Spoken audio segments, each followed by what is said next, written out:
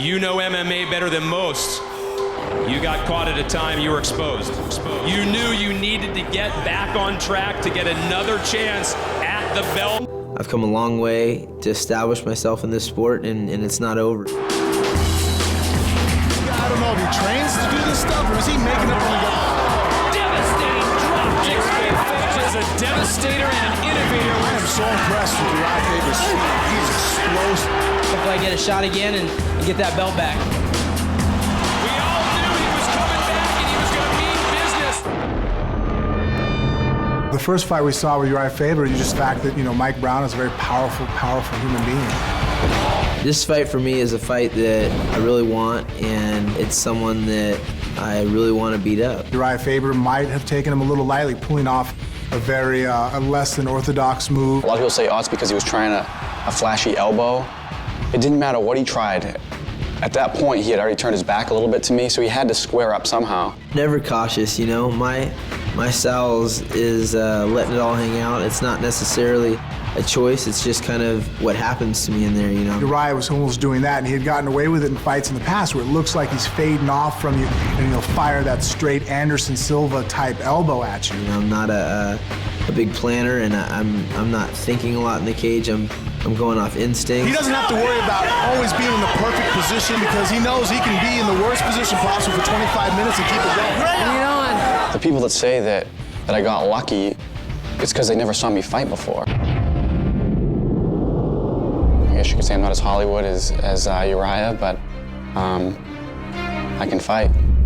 That's the storyline. It's more about him than me, trying to get his title back. He did what you're supposed to do when you're also going to be a champion, was the champ made a mistake and he put him away very convincingly. I honestly don't even think I got him with a good shot. I don't feel like I was bullied around at all. But it's not just my right hand. It's that I'm a world-class fighter. I'm the best in the world. A little too high, right off the bat.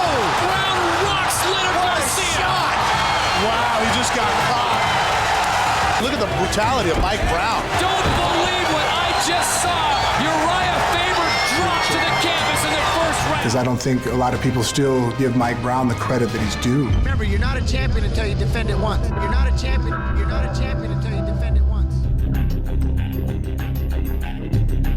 I already proved myself. Even if something bad happens, it doesn't make me any less of a champion. I don't think he likes the fact that some people say that it's a fluke. I credit him to wanting to shut them up. The bad thing is, I don't think he's going to be able to. Bottom line is, he's 0-1.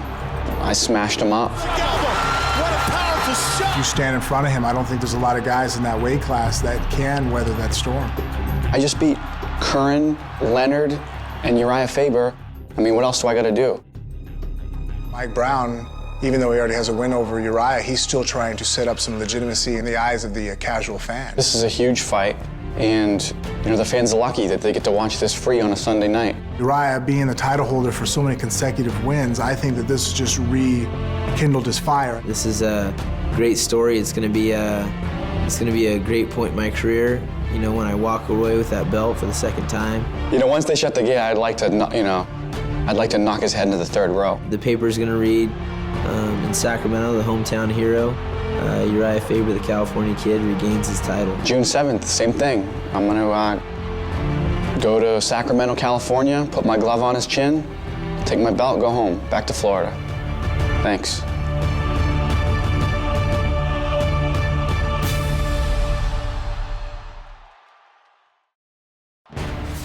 Urijah Faber is on a mission to regain the title he lost last year. I want that belt, man. Give me my belt. But reigning champion Mike Brown is the #1 featherweight in the world. I would love to fight Urijah again. I know that's what the fans love. Two unstoppable forces collide for the rematch and the WEC's greatest fight ever. Bud Light and World Extreme Cagefighting present Brown vs. Faber II, live Sunday, June 7th from ARCO Arena in Sacramento, California.